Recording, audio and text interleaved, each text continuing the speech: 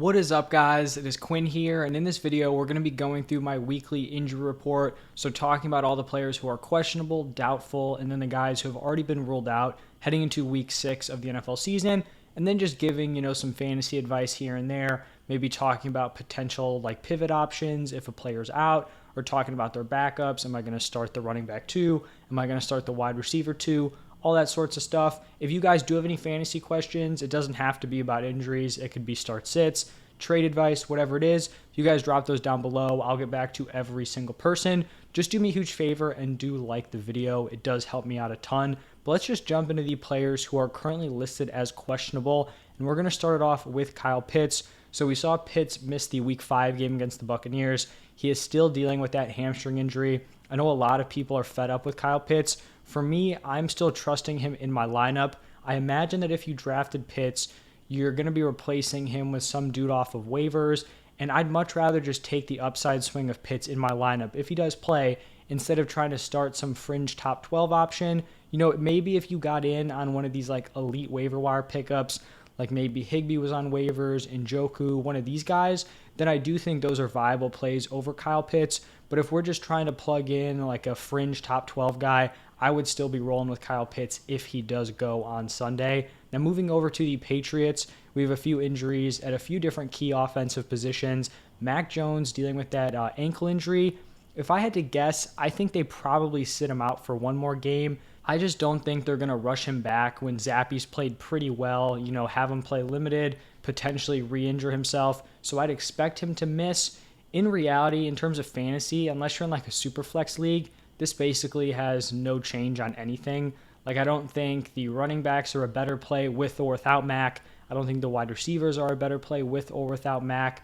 So normally, in your typical leagues, probably not going to play a huge factor in either direction. At the running back position, Damien Harris is listed as questionable with that hamstring injury. I would be pretty surprised if he played this week.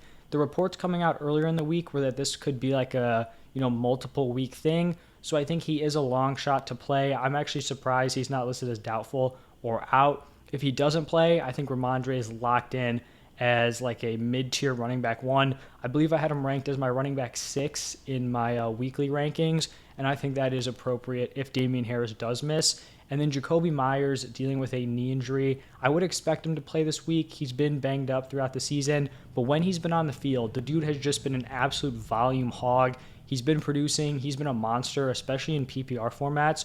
So I think if he's active, he has to be a really solid play in your lineups. Now, moving over to the Colts running back position, we have Jonathan Taylor, who is questionable with his ankle injury. I'm leaning towards him giving it a go in this game. He finally returned to practice.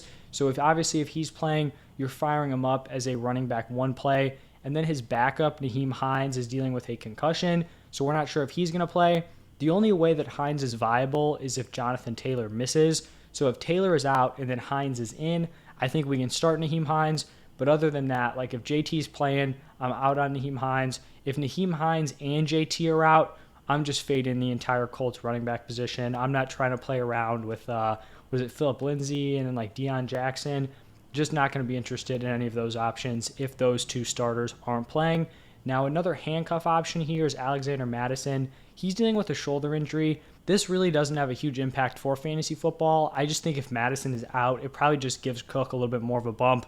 So maybe he goes from being running back 8, running back 9 to now being 5, 6, 7, somewhere in that range. So just kind of elevate Cook, give him a higher ceiling with someone, not kind of eating into his touches. Moving over to the Dolphins, we have Teddy Bridgewater questionable with a concussion. At this point, it seems pretty unlikely that he does play. So it looks like Skylar Thompson will be making his first NFL start.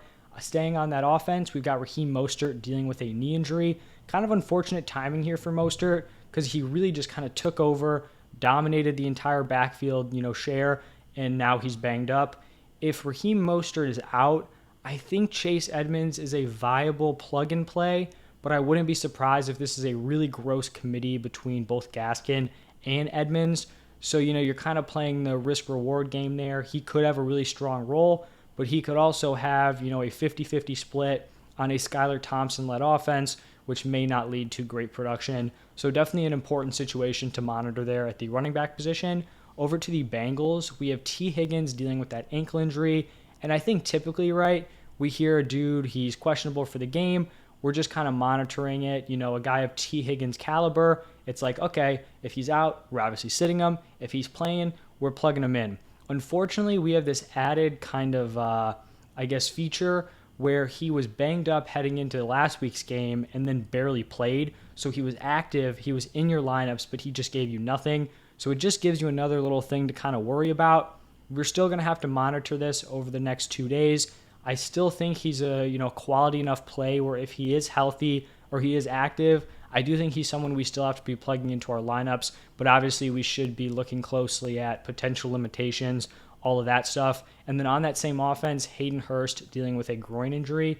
If he plays, I think he's a strong top 12 option. Definitely a back-end tight end one, but like a really strong waiver wire pickup that you guys have probably snagged over the last few weeks. Now moving over to the weekly segment where we talk about every player on the Saints offense, we're going to be getting into a few players here and then a few players in the out section. So for Chris Olave, he is dealing with a concussion. If Olave plays, I think he's a really strong start, probably mid to high end wide receiver 2 at this point.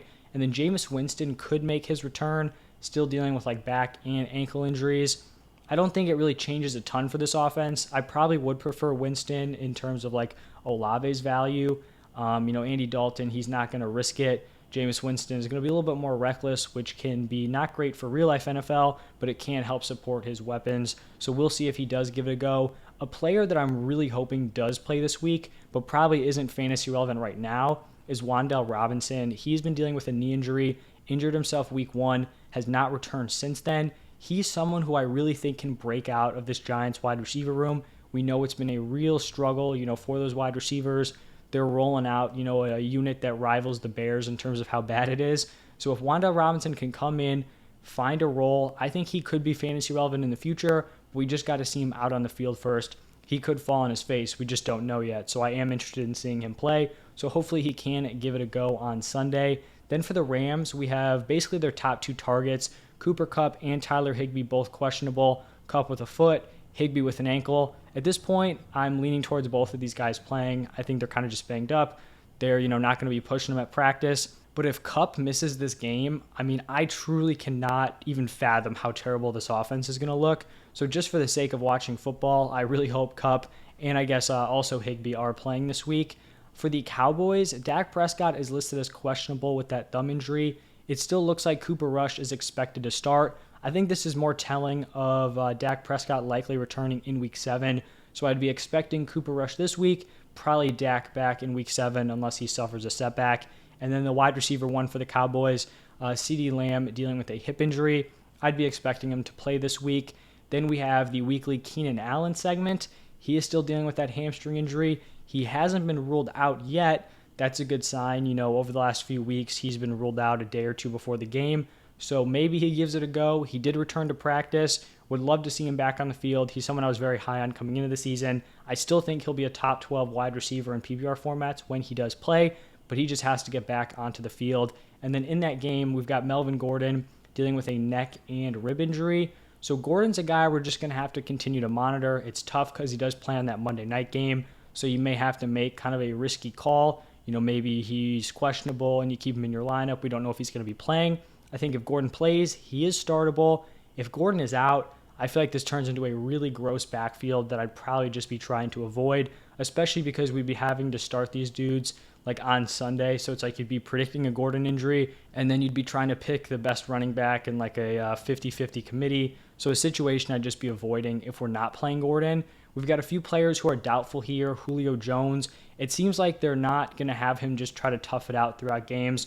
They're going to try to get him to just totally heal up and then come back when he's healthy. It doesn't seem like the Bucs offense is really, missing him too much. Evans, Godwin, these dudes have been balling. So I think, Julio Jones could be a viable pickup later on in the season. But at this point, the injuries are just piling up for him. And then we have Baker Mayfield, doubtful with an ankle injury. It seems like it's possible they could have him active as a backup. To me, I'm just interested in seeing how this unit rolls with PJ Walker. I'd be very surprised if PJ Walker is not the starting quarterback on Sunday, hoping he can reignite DJ Moore, continue to get Christian McCaffrey involved. Now moving over to the players who have already been ruled out, I'm going to start it off with Christian Watson and his hamstring. I think this more so just establishes that Dobbs and Lazard are going to be the top two options, with Randall Cobb also being pretty involved.